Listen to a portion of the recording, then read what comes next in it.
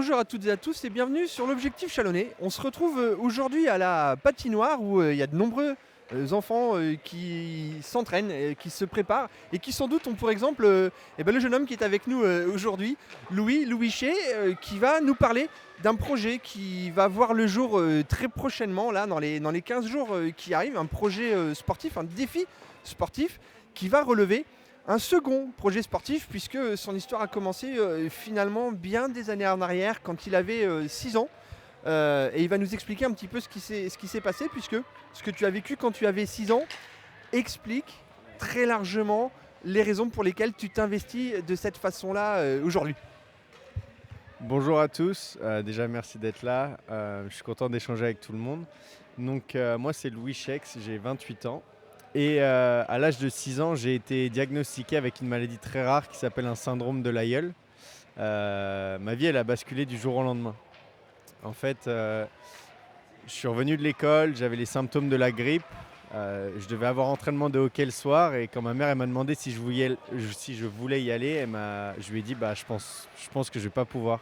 Elle a tout de suite compris qu'il y a quelque chose qui n'allait pas. Et du jour au lendemain, je me suis réveillé avec des cloques partout sur le corps et j'ai eu des brûlures au deuxième degré à plus de 80% de ma surface corporelle pendant que mes organes brûlaient. C'est une maladie qui est extrêmement rare. L'année où je l'ai eue, on n'était que 3 personnes en France sur 66 millions à l'avoir eue. J'étais suffisamment chanceux pour l'avoir. Et le problème de cette maladie, c'est qu'elle est tellement rare que dans le premier hôpital dans lequel j'étais, ils ne savaient pas du tout ce que c'était. Et du coup, ils me faisaient toutes sortes d'interventions, mais ça ne servait à rien. Et mon état se dégradait de jour en jour. Ils ont fini par me transférer en hélicoptère en réa Grand Brûlé à Paris, où là, ils ont pu identifier la maladie. Mais malheureusement, il n'y avait pas de traitement pour. Ils pouvaient juste s'occuper de la douleur et faire ce qu'ils pouvaient à ce niveau-là. Et puis après, croiser les doigts que je puisse m'en sortir. Après des semaines et des semaines en réa Grand Brûlé, une expérience de mort imminente, j'ai eu la chance de m'en sortir. On ne sait pas pourquoi, on ne sait pas comment. Sans séquelles, à part quelques cicatrices sur le visage. Et j'ai pu reprendre une vie presque normale d'enfant après 1 an et demi de convalescence à la maison, l'école à la maison et tout ça. J'ai eu de la chance d'avoir une famille qui s'est beaucoup occupée de moi aussi, qui était là pour moi et sans eux, je ne serais pas comme ça aujourd'hui. Et ce qui est tout aussi incroyable, Louis, c'est que finalement, tu t'en es sorti sans séquelles. J'ai envie de dire quasiment du jour au lendemain, même si effectivement tu as eu une convalescence, mais finalement l'état dans lequel tu étais brûlé sur quasiment tout le corps, tu t'en es sorti aussi rapidement que les symptômes sont apparus. Et finalement, la réaction que tu as eue à ce moment-là, ça explique en partie les défis que tu as eus, puisque à un moment donné, tu as décidé de partir aux États-Unis. Tu vas nous expliquer un petit peu ce qui s'est passé. Tu t'es mis à faire des études. Tu vivais ta meilleure vie, comme tu nous l'as dit tout à l'heure quand on a préparé ce reportage. Et puis finalement, tu t'es dit, mais mince, pourquoi je m'en suis sorti? Et tu t'es senti un peu envahi par un sentiment de culpabilité. Ouais, depuis toujours, je savais que je voulais faire du hockey. J'ai commencé quand j'avais 4 ans et après mon premier entraînement, j'ai regardé ma mère dans les yeux et je lui ai dit, écoute, c'est ça que je veux faire pour le reste de ma vie. Et ça m'a aussi sauvé la vie, ça m'a donné une raison de me battre quand j'étais malade. Et le jour où j'ai eu mon expérience de mort imminente, je me rappelle avoir dit à ma famille, moi mon rêve c'est d'aller jouer au Canada et aux États-Unis. Donc à 11 ans, j'ai quitté ma famille, je suis allé en sport-études à Nantes pendant quelques années. Puis à 14 ans, j'ai eu la chance de pouvoir partir au Canada. J'ai fait 2 ans à Québec, 1 an à Toronto. Après, j'ai fait El Paso au Texas, 3 ans à Boston et 2 ans et demi au Missouri. J'ai pu jouer universitaire là-bas, voyager partout. Et effectivement, quand je suis arrivé à ma nouvelle université au Missouri en 2020, ma vie, elle était incroyable. J'étais dans une belle université, je faisais du hockey, c'était comme dans les films en fait. Mais je me sentais coupable. Je me sentais coupable d'avoir survécu. Je me disais, mais pourquoi moi en fait? Pourquoi est-ce que je peux m'en sortir sans séquelles? Pourquoi est-ce que je peux vivre mes rêves? Je suis en bonne santé, tout va bien dans ma vie. Enfin, c'est super, mais j'avais vraiment du mal avec ça. Et un jour, comme ça, j'étais en train de faire du roller sur le campus avec un de mes amis parce qu'on avait une tradition dans l'équipe, c'est que tous les jours, on allait se promener sur le campus. Et donc avec mon coloc qui était aussi un de mes coéquipiers, on est parti faire du roller. Et on discutait comme ça et je le regarde et je lui dis mais ce serait fou de traverser les États-Unis en roller. Et lui il me regarde, il me dit bah oui mais c'est impossible, tu peux pas faire ça, ce serait trop bien mais c'est pas possible. Moi j'ai rien dit, je suis rentré chez moi et je me rappelle j'étais dans la douche en train de me laver les cheveux et je me suis dit mais il faut que je fasse ça, il y a vraiment un truc. Mais je voulais pas le faire pour le faire, c'est pas du tout dans ma personnalité de faire quelque chose et dire regardez-moi, je fais un truc fou, c'est marrant. J'avais besoin d'un truc plus profond. Et au fil des années, j'ai réalisé que ce qui nous arrive de bien ou de moins bien, on a tendance à vachement le diminuer dans nos vies parce que c'est ce qu'on connaît, c'est notre routine, on grandit à travers ça et on minimise vachement nos expériences. Et là, je me suis dit, mais Louis, attends, tu as survécu quelque chose de super rare.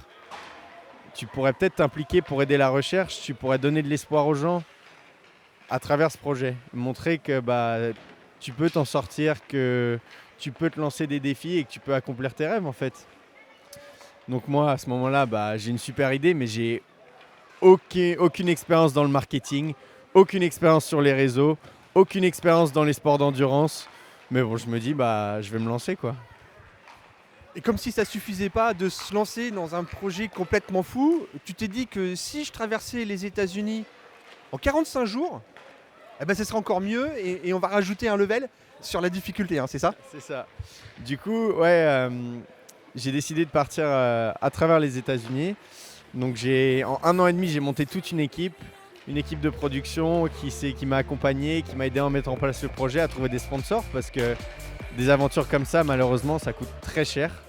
Et donc j'ai pu parcourir de Los Angeles, de Venice Beach Skate Park jusqu'à Times Square, 4700 km en 45 jours.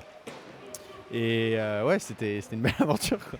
Alors on a fait le calcul tout à l'heure, on comprendra, ça fait au minimum 100 km par jour.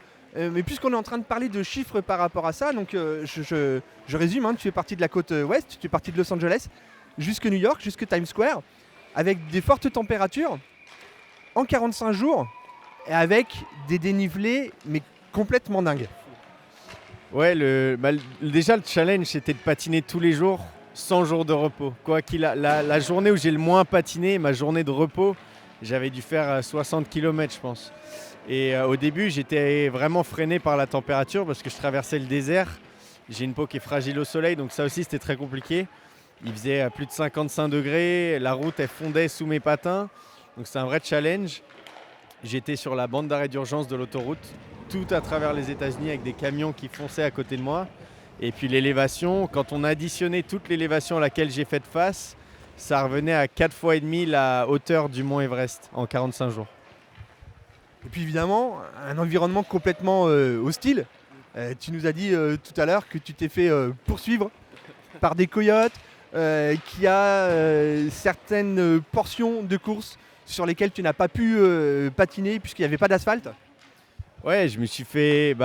t'es un peu à la merci de ton environnement et du coup, quand j'étais dans le désert, il y a des vautours qui me tournaient autour de la tête comme dans les films. Je me suis fait poursuivre par des coyotes, je me suis fait frapper par une voiture, je me suis retrouvé face à face avec un ours au milieu de la nuit. Et puis les gens, ils sont pas toujours très réceptifs aux choses que tu fais. Les gens, ils me lançaient des trucs par la fenêtre. Les voitures, elles faisaient exprès de s'approcher de moi et d'essayer de me renverser. Mais après, je me disais, quand les gens ils s'énervaient après moi, je me disais, si ta journée elle va mieux parce que tu t'es énervé sur moi, et écoute, je suis content alors. Finalement, au bout de ces 45 jours, tu es arrivé à Times Square. Tu nous as dit tout à l'heure aussi que quand on a échangé un petit peu et que tu m'as expliqué en off cette trajectoire, cette aventure, elle va faire l'objet aussi d'un documentaire qui sera diffusé sur Netflix en 2026. Ouais, donc là, j'avais jamais réalisé à quel point ça prenait du temps de faire un film. Moi, j'ai eu l'idée du projet en 2020. Je me suis lancé le 1er juin 2022. Je suis arrivé le 16 juillet 2022 à Times Square. Et là, ça va faire 2 ans et demi, bientôt 3 ans qu'on travaille sur le projet parce que ça coûte très très cher. Et donc là, on est sur les phases finales du documentaire pour l'envoyer dans des festivals de films et après le proposer à différentes plateformes de streaming comme Netflix, Apple TV, Amazon et tout ça. Donc après on verra. En tout cas, moi j'ai fait mon travail, j'ai patiné. Maintenant, c'est aux producteurs de faire le leur. Alors, tu as fait ton travail, mais tu n'as pas tout à fait fini de faire ton travail. C'est aussi la raison pour laquelle on est présent aujourd'hui. puisque finalement tu as rempli ce premier défi. J'ai envie de dire que tu as été piqué au défi sportif. Après ce périple, tu es rentré en France. Tu as continué évidemment le hockey, puisqu'aujourd'hui tu es hockeyeur professionnel, on en parlait tout à l'heure, tu as joué dans différents clubs. Et puis tu t'es dit, mince, voilà, ouais, super, j'ai traversé les États-Unis en 45 jours, j'ai relevé un défi, mais j'ai pas fini, j'ai envie de faire encore autre chose. Bah ouais, c'est ça, c'est que ça peut pas s'arrêter là. En fait, j'ai eu un énorme moment de solitude quand j'ai traversé la ligne d'arrivée à New York, parce que tu passes des années à construire un projet et d'un seul coup ça s'arrête. Et évidemment, j'étais très fier, j'étais content, mais ma première pensée quand je suis arrivé à New York, c'est je vais faire quoi maintenant? Qu'est-ce que je fais? Et donc ça fait 3 ans maintenant que j'essaie de trouver une autre aventure, mais j'ai besoin que ça résonne, j'ai besoin qu'il y ait du sens, j'ai besoin qu'il y ait vraiment une cause pour faire tout ça. Sinon, pour moi, ça, c'est pas que c'est pas important ou que c'est pas bien, mais ça résonne moins avec qui je suis et le message que je veux faire passer. Et c'est là qu'on a trouvé. Du coup, j'étais aux États-Unis cet été et j'ai reçu un message de ma copine et elle me dit pourquoi tu traverserais pas la France? Et je me suis dit ok, ouais, ça pourrait être cool de faire ça chez moi et tout, ça pourrait être sympa. Mais et là il me dit oui, mais il y a le Téléthon en France et tu pourrais vraiment faire quelque chose de bien et tout. Donc on a commencé à monter une équipe, on a contacté le Téléthon et ils ont été assez réceptifs de ce qu'on voulait faire. Je crois qu'au début ils comprenaient pas trop parce que c'est un peu ça sort un peu de l'ordinaire. Et très vite ils ont été à fond dans le projet. Et donc on a déterminé que j'allais partir le 2 décembre de Marseille pour aller jusqu'à Paris en roller pour le Téléthon. Mais dans ce challenge, il y a un challenge, c'est qu'on voulait représenter les 30 heures du Téléthon à travers ce défi. Du coup, le 2 décembre, je pars à 8 heures le matin et je vais patiner pendant 30 heures sans m'arrêter pour essayer de couvrir le plus de distance possible vers Paris. Et au bout des 30 heures, donc le 3 décembre à 14 heures, je vais me reposer. Et je vais repartir ensuite pour rallier le reste de la distance jusqu'à Paris, jusqu'au plateau télé du Téléthon. Jusqu'au plateau télé où tu seras, tu nous l'as dit quand on a préparé ce reportage, tu seras reçu ou interviewé par Sophie Davant ou par Nagui. Encore une fois, ce défi, mais c'est pas juste allez, je traverse la France, c'est je le fais en 30 heures pour symboliser les 30 heures du Téléthon. Il y a une cause derrière, ça vient encore une fois des épreuves que tu as vécues quand tu étais jeune. Tout à l'heure, je t'ai posé la question, je t'ai demandé si tu avais vécu tes rêves. Et j'aimerais que tu redises ce que tu m'as dit tout à l'heure, parce que ça rejoint finalement l'essence même de ce projet. J'ai vécu certains de mes rêves, mais je peux pas dire que j'ai atteint mes rêves, parce que comme je te disais tout à l'heure, je pense faut être en constante évolution, faut se lancer des défis, des projets, que ce soit dans le sport ou autre. Je pense que c'est important parce que moi, ce qui me fait peur, c'est d'atteindre mes rêves et de plus en avoir et de me dire qu'est-ce que je fais maintenant? Un peu comme quand j'ai fini ma traversée des États-Unis. C'était un moment très fort, un moment inattendu parce que je n'étais pas du tout prêt à ça. Et aujourd'hui, je me dis que la vie elle m'a donné une deuxième chance et que je me dois de la vivre à 100%. Pour le moment, c'est à travers le hockey, à travers des défis comme ça. Mais par la suite, ce sera autre chose. Mais je pense que c'est important d'évoluer là-dedans et de ne pas se mettre de limites. C'est ça finalement qui est incroyable par rapport au défi que tu t'es lancé. On se fait attaquer. C'est ça qui est incroyable par rapport au défi que tu t'es lancé quand tu as commencé cette traversée des États-Unis. Une grande partie sur la route 66, tu nous as expliqué tout à l'heure la mythique route 66. C'est que tu donnes un sens derrière. C'est-à-dire que on entend quand tu nous parles de ça qu'il y a une véritable leçon de vie qui est derrière. Et c'est pour ça que j'ai dit aux collègues qui sont en train de nous filmer tout à l'heure qu'on ne pouvait pas faire simplement la promotion ou parler de l'événement sportif que tu t'apprêtes à relever, parce que si on en parle sorti de son contexte, ça n'a pas la même saveur, ça n'a pas le même sens et le message qui est véhiculé derrière n'est pas tout à fait le même. Ouais, et puis c'est important, je trouve, de vraiment trouver des significations à ces choses-là. Il y a un petit détail, je pense que tu vas apprécier, c'est de Marseille, on part de la corniche John F. Kennedy pour relier un peu ce que j'ai fait aux États-Unis. Donc on est tout le temps en train d'essayer de trouver du sens à ces choses-là. Et puis même quand j'étais aux États-Unis, que j'ai fait cette traversée, j'ai eu des moments c'est de la pure magie en fait, des choses qui, même quand j'y repense, des fois je me dis comment est-ce que ça a pu arriver. et des échanges humains aussi qui étaient forts. Et là, j'ai commencé déjà à en avoir beaucoup grâce à cette aventure. Ça rassemble énormément de gens autour de moi et de voir des personnes qui se mettent ensemble pour une cause, pour me supporter dans ce que je fais. Oh, je te pique ta crosse. Qui viennent me supporter dans ce que je fais. Et pour moi, c'est ça aussi. Je trouve qu'aujourd'hui, on se divise beaucoup. On a l'impression les gens ils sont pas bien tout autour de nous, mais on oublie qu'il y a énormément de bons aussi. Et souvent, quand je fais des aventures comme ça, bah, c'est un bon rappel que des gens bien, il y en a partout. Il faut juste accepter de les voir et puis faut donner aussi. Faut donner de soi et il faut donner aux autres. Et moi, ça me rend vivant. Quand on a eu la soirée de lancement du Téléthon il y a quelques semaines, d'entendre un jeune homme de 14 ans dire bah, j'avais une vie normale, du jour au lendemain, je suis tombé malade. Aujourd'hui, j'ai du mal à rester debout 5 minutes sans être essoufflé. Et je me dis que finalement, 30 heures de roller, c'est pas si compliqué par rapport à ce que lui il traverse tous les jours. Ces 30 heures de roller, on va pouvoir les suivre aussi, hein, parce que ça va être streamé. Il y a toute une équipe derrière toi. Il y a des sponsors. Il y a Ford en France, je crois, hein, qui va vous mettre à disposition un pick-up. Tu as une équipe de vidéastes qui. Voilà. Alors, ça va être un petit peu compliqué de pouvoir streamer toute cette épreuve parce qu'évidemment, il y a des problèmes de connexion sur lesquels vous êtes en train de travailler en ce moment pour savoir de quelle façon vous allez pouvoir diffuser, mais elle va être aussi partagée en temps réel sur certaines plateformes. Hein. Ouais, donc là, on est vraiment dans la logistique. Il nous reste un peu moins de 10 jours avant le départ. Donc là, c'est vraiment la course. On essaie vraiment de trouver les meilleurs dispositifs pour partager cette traversée. On va aussi créer tout un documentaire qui sera ensuite envoyé à des plateformes de streaming, festivals de films. J'ai 2 amis à moi qui viennent des États-Unis juste pour nous aider à filmer, à capturer toutes les 30 heures. On a 2 producteurs, 3 producteurs dans l'aventure, un réalisateur qui seront là.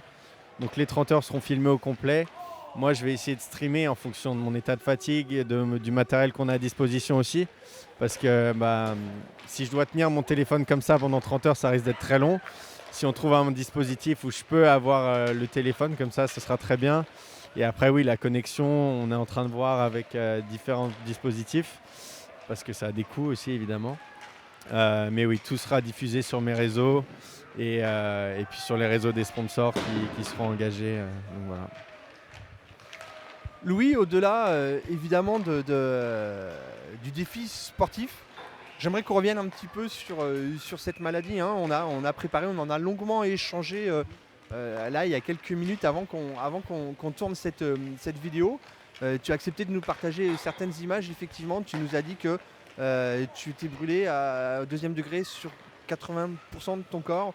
Tu as eu les organes à l'intérieur aussi qui étaient brûlés. Et finalement, ce qui est compliqué aujourd'hui, et c'est aussi peut-être ce qui te donne l'envie de relever ces défis, c'est qu'on ne sait pas ce qui a provoqué ces réactions qui sont en quelque sorte une réaction allergique. Tu nous l'as dit tout à l'heure. Ça peut être un médicament, ça peut être un aliment. On ne sait pas vraiment ce qui a déclenché. Et de fait, eh bien aujourd'hui, tu n'es pas à l'abri qu'un jour, un jour malheureux, finalement, tu retombes malade. Oui, la difficulté de cette maladie, c'est qu'elle peut se déclencher chez tout le monde, mais elle se déclenche chez tout le monde de manière différente. La majeure cause de cette maladie, c'est une réaction allergique aux médicaments.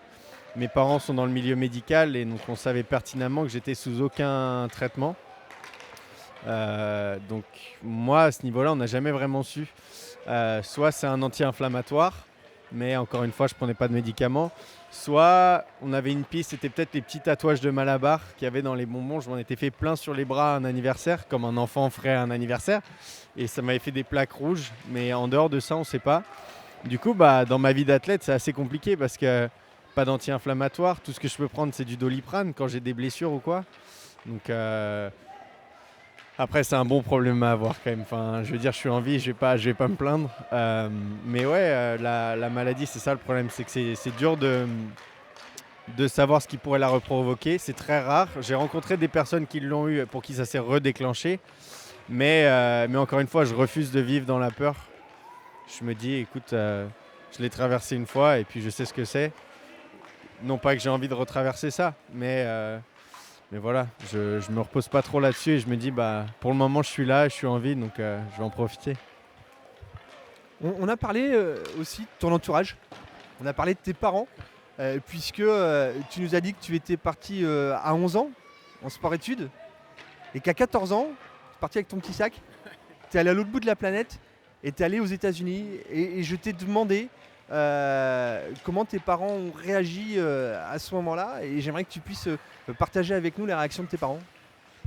Hello maman, hello papa. Non, ma famille, c'est tout pour moi. Sans eux, je ne saurais pas qui je suis, je ne saurais pas où je suis, je ne serais même pas vivant en fait. Rien que quand mon père m'a apporté mon équipement de hockey à l'hôpital, quand on ne savait même pas si j'allais survivre. Ma mère qui a toujours été là pour moi, qui s'est occupée de moi. Même quand je suis né avec des problèmes de santé. Dès le début, on a dû se battre et c'est mon plus grand exemple de résilience. Donc là-dessus, j'ai beaucoup de chance. Et puis ouais, mes parents, ils m'ont toujours encouragé dans ce que j'ai voulu faire. Et ils m'ont dit, de toute façon, Louis, on préfère te savoir heureux loin de nous qu'égoïstement de garder auprès de nous et t'es pas heureux et tu t'épanouis pas. Bien évidemment que c'est dur. Et souvent, les gens, ils me disent, ah ouais, mais là, maintenant, ça fait 10 ans que tu pars, t'as l'habitude. Tu t'habitues pas à ces choses-là. Ça devient même plus dur, je trouve, de partir. Mais ouais,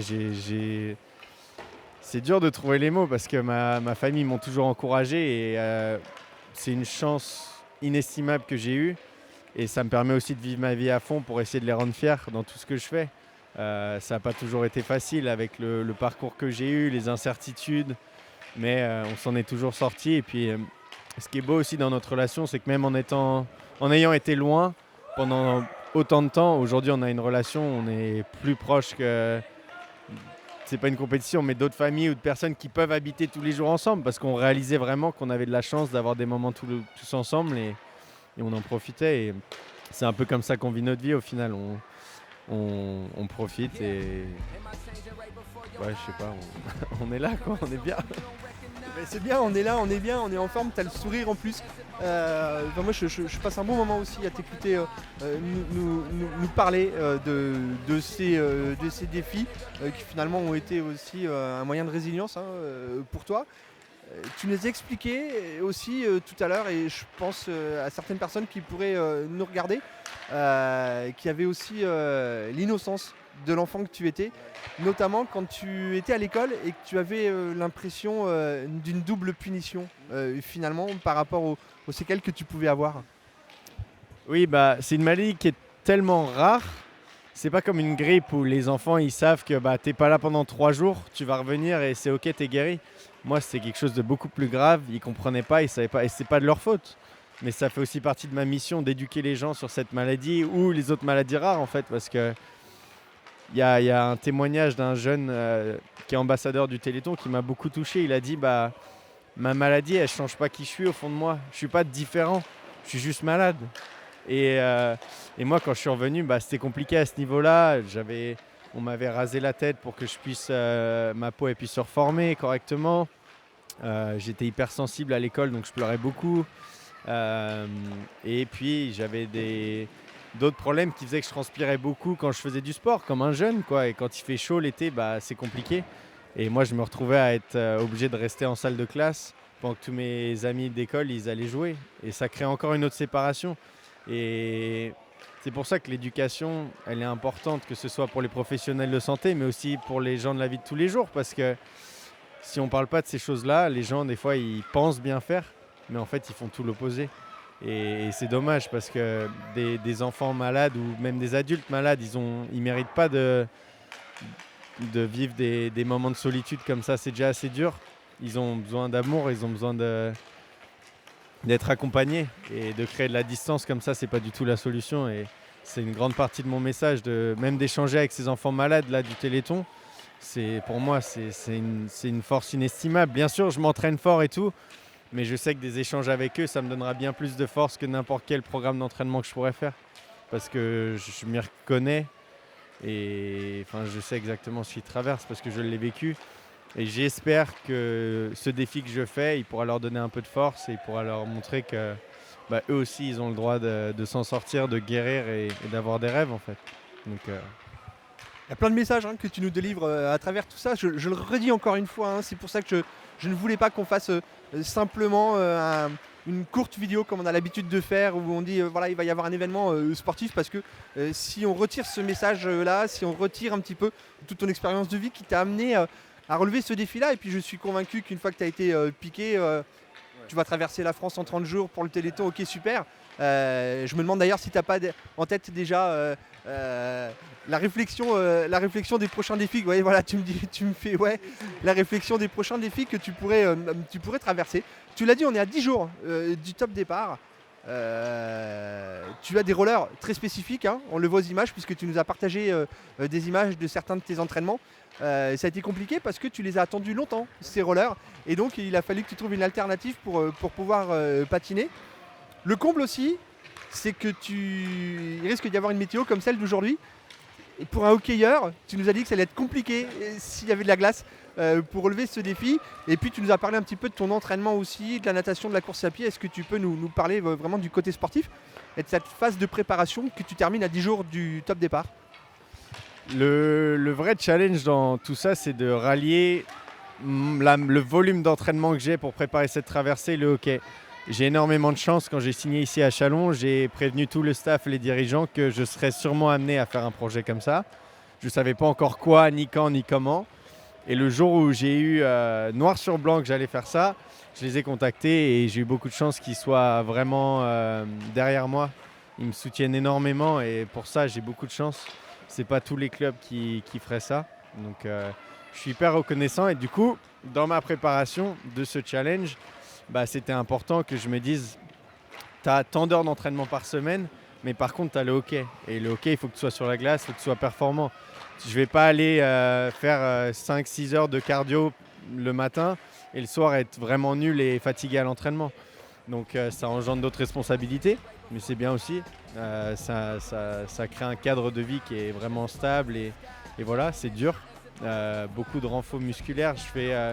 Généralement, je fais 6 heures de muscu tout seul par moi-même la semaine, plus les 2 heures qu'on a avec l'équipe. Donc ça fait déjà 8. Plus après, tous les jours, minimum 2 heures de cardio, que ce soit du vélo, de la course, de la natation. Et des fois, c'est des sessions beaucoup plus longues, de 6 heures, 10 heures. Et après, match le week-end et on recommence. Donc c'est assez chargé, mais après, on n'a rien sans rien. Et puis, j'en profite, je suis en bonne santé. Et puis après, pour la météo, je me dis, j'ai contrôlé tout ce que j'ai pu contrôler jusqu'aujourd'hui. Je suis à 10 jours du départ, je pourrais être stressé ou avoir peur ou quoi. Non, je me dis que j'ai fait ce que j'avais à faire. Tout ce que j'ai à faire, c'est de patiner pendant 30 heures, à essayer de rester en sécurité le plus possible. Et puis on verra, en restant conscient et en sécurité, il faut réussir à se détacher du danger parce que sinon on n'avance pas. Et le vrai challenge, je pense, pour moi aujourd'hui, je suis dans un moment très confortable de ma vie. J'ai pu faire tourner la page sur toutes les choses difficiles que j'ai traversées, grandir à travers ça et tout ça. Aujourd'hui, je suis dans une équipe de hockey où je me plais, dans une ville où je me plais. Dans ma vie personnelle, tout va très bien. Ma famille va bien. Tout le monde. Et là, il faut que je me sorte de ce confort pendant 30 heures ou 4 jours pour traverser toute la France, pour accomplir cette belle aventure. Donc, le challenge pour moi, il est là aujourd'hui, de vraiment me remettre dans un état d'esprit où je repense à toutes ces choses-là qui m'ont fait avancer. Et voilà, mais après, j'ai fait 4700 km, je pense que j'arriverai à faire 950. Après, avec la météo, on verra. Ça, encore une fois, je ne le contrôle pas.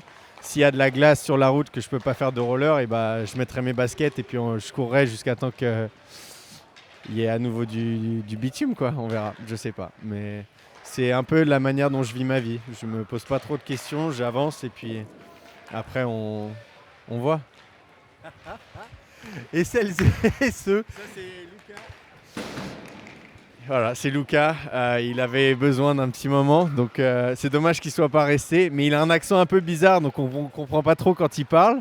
Mais voilà, en tout cas, c'est Lucas à Janil. Si vous êtes intéressé, voilà. Et justement, j'imagine que c'est une famille, c'est une bande de potes aussi, les Gaulois. Comment ils te soutiennent? Comment ils perçoivent? Ils s'entraînent avec toi pour ce défi personnel aussi parfois, où ils se disent non, nous on a mangé notre entraînement de hockeyeur, le reste on te laisse? Non, ils me soutiennent beaucoup. eux aussi, ils me soutiennent beaucoup. Ils font beaucoup de blagues et c'est d'ailleurs pour ça qu'ils viennent ici. Ils vont faire le cri d'équipe avec tous les jeunes. Qui c'est qui crie là? Attention, ils vont vous casser les oreilles. Donc voilà comment ils me soutiennent. Ils me soutiennent avec champion. Ah, parce qu'il n'y en a pas qu'un.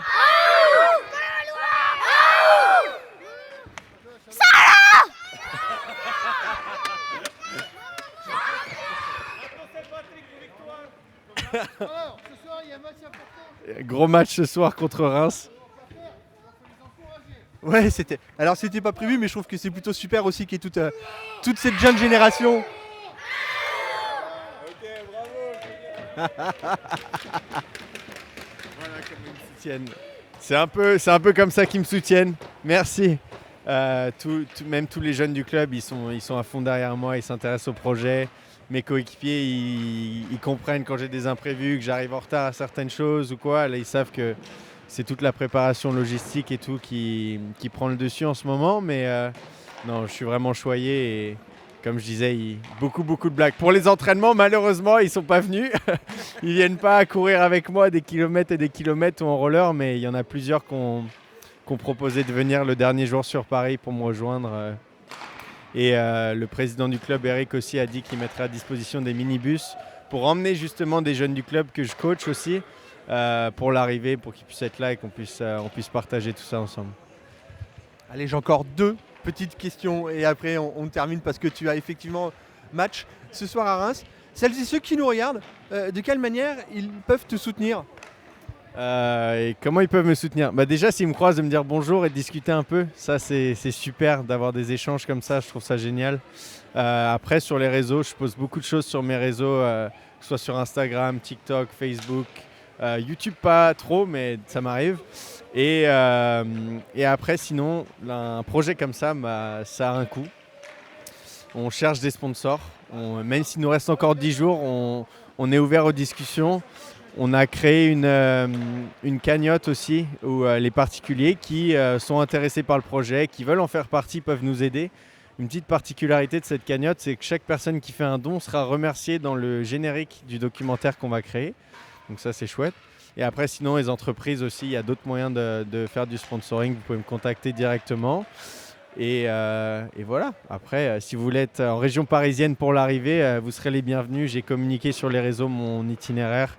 On mettra des updates sur mes pages au fur et à mesure qu'on avance. Et on se retrouvera en bord de route. Je pourrais peut-être pas m'arrêter, mais en tout cas, je vous verrai.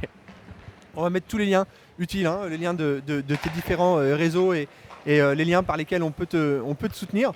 Et puis, ça fait le lien avec ce qu'on vient de se dire. J'imagine que tu as aussi des remerciements à adresser. Je te propose qu'on en profite aussi en images pour celles et ceux qui nous regardent. Ouais, déjà, merci à ma famille, mes parents, mon frère, ma soeur, mes frères, ma soeur. Encore une fois, sans vous, je serais pas là aujourd'hui. Mon grand-père aussi. Si tu vois cette vidéo, tu es une grande source d'inspiration pour moi. Et puis ma copine qui a eu l'idée, Marine, c'est elle qui a eu l'idée. Voilà. Il y en a, leur copine, elle les emmène au resto. Moi, elle me dit traverse la France en roller. Non, mais franchement, c'est super. Toute mon équipe aussi, Max, Antoine, Cédric et mes 2 amis Chris et Weston qui vont être là pour le projet. Et après, merci à tout le club de Châlons, à Eric. Merci à Sandy et Christophe pour votre soutien. Merci à toi pour cet échange. Et puis à toutes les personnes qui s'identifient dans le projet et qui veulent en faire partie de près ou de loin. Ça change ma vie réellement. Voilà. Merci beaucoup Louis, on a passé un bon moment à échanger de toutes ces choses-là. Encore une fois, ça me paraissait indispensable qu'on reprenne un petit peu toute cette histoire pour comprendre pourquoi tu t'investis aujourd'hui dans ce défi. Je suis intimement convaincu que celles et ceux qui nous regardent vont trouver un message et très certainement des personnes qui pourraient être en difficulté aujourd'hui se diront ouais, ça peut être aussi un exemple et peut-être qu'on va voir plein de gens qui vont se dire allez, on va traverser la France, les États-Unis ou Châlons. Ça sera peut-être déjà un bon départ. Merci à toutes et à tous, vous étiez sur l'Objectif Chalonnais. N'hésitez pas à soutenir Louis, vous avez tous les liens de ses réseaux, les liens de la cagnotte. Et puis ne manquez pas de regarder son arrivée au Téléthon. Et si vous êtes sur le bord de la route, eh ben, faites-lui un coucou, il ne pourra pas forcément s'arrêter, mais n'hésitez pas à le saluer ou tout simplement à lui dire bonjour, le saluer, échanger avec lui quand vous le croisez. C'est aussi une façon de le soutenir. Vous étiez sur l'Objectif Chalonnais. Merci à toutes et à tous et à très bientôt. Merci à toi Louis.